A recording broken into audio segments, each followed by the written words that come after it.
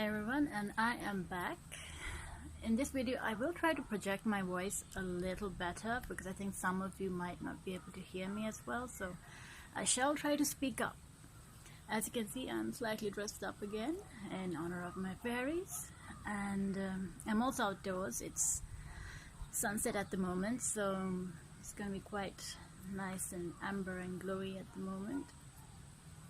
But I'll have to shoot this quickly before the sun goes below the clouds and the mountains. I actually wanted to do a quick video to talk about something that someone actually asked me on Facebook, and it's to do with how to create content that has meaning, or how do I find the meaning, and what is it that inspires me to put that meaning into my work. And I wanted to say something on this so that you could help yourself find meaning, so that your work means more to you and is more than just an illustration of an image of some kind. And for me, the first time I realized that art could be more than just an image capturing a moment or just capturing an idea, that it could actually narrate an entire story through what was depicted in the painting, was when I was reading about the pre-Raphaelite Brotherhood. These artists, they were a group, and they had very strict regulations about what they could paint and how they could paint, and most of the work, if not all, depicted a story of some kind, and they used objects in the painting to symbolize certain elements, so that you could read an entire story based on the type of flower that was blooming, the shawl lying on the floor, or the clothes that the characters were wearing. All of these different things, when put together, created a narrative that was not just about that moment, but it also captured everything that happened before that moment, everything that was happening at that moment, and everything that could happen. So it was interesting for me to learn about them and see how they depicted their stories through their work.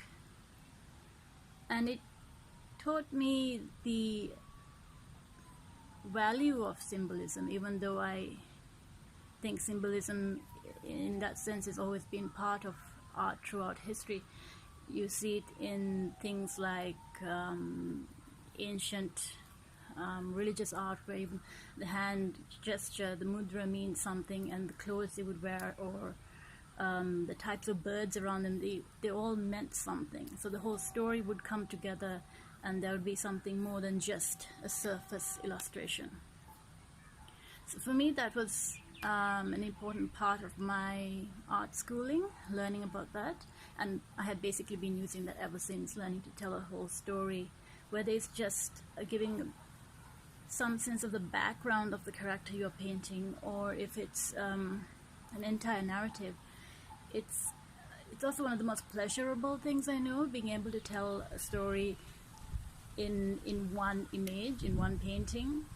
And they do say that a picture is worth 1,000 words, but then the question is, how do you make it worth 1,000 words, and what is it that inspires you to do so? And for me, to make sure that I continue to think about what it is, what goes into my content, I tend to read a lot. And I always recommend this to other artists. Read about art, especially ancient art. I think for me, especially ancient Eastern art, has opened up my eyes about what art can do, what it can mean, and what its purpose is.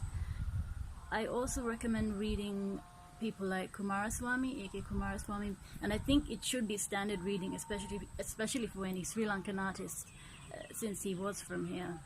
And to date, I have not read anyone as in-depth, or anyone who has inspired meaning in my work as much as he has.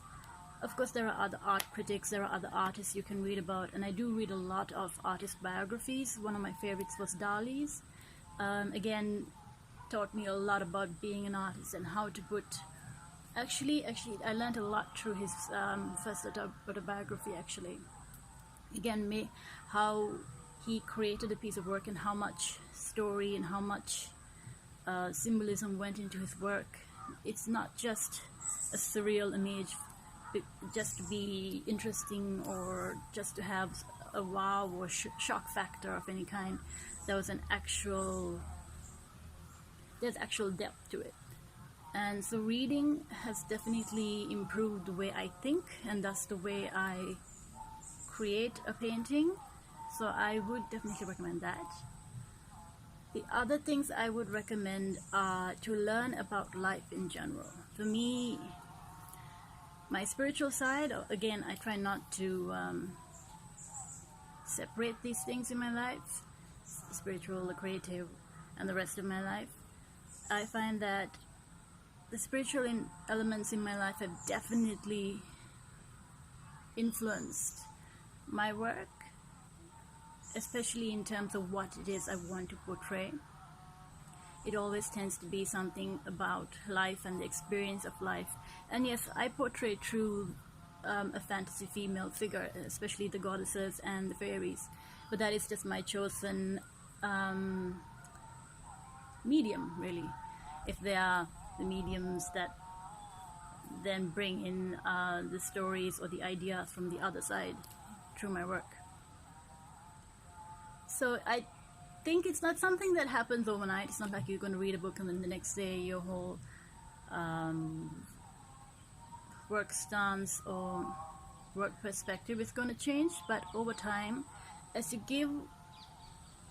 give yourself time to feed your brain, give yourself time to feed your mind and your spirit, so that because your work is always going to be a reflection of you in some way, or at least it'll reflect what concerns you. So if you want work that is meaningful, make your life about searching for something meaningful, and it'll show in your work.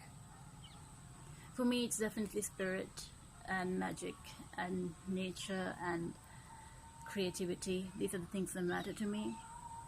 So it's really up to you what you want your work to be about, but make your life about that, because the creativity that will then represent that, and it's worth doing, regardless of whether other people like your work or what you're creating. It's very satisfying when you have meaningful work for yourself as an artist, because you're not just trying to construct an image, a 3D image or a 2D image, and it's not just, you're not creating it just for it to be trendy or cool or whatever it is. You're trying to create something that, well, it essentially changes you. I have spoken about this. It helps you grow as an artist. It helps you grow as a person. But it also, by the end of it, you have something that when you share can actually mean something to others as well. So it's it's something worth doing, taking the time to find meaning. Read, practice, and make your life about something that matters to you, and it will show in your work. Now, I hope you could hear me throughout all of this, because I am outdoors again and the sun has just gone down below the clouds, so I'm going to wrap up here. So I hope you found that useful. If you want me to expand on anything specific, do let me know, and maybe I will continue this topic in the next video too. Meanwhile, I hope you guys have a great day or night wherever you are, and I will see you next time. So take care of yourselves, do some reading maybe, and talk to yourself and discuss what matters to you with yourself, maybe in a diary or something. I do that quite often.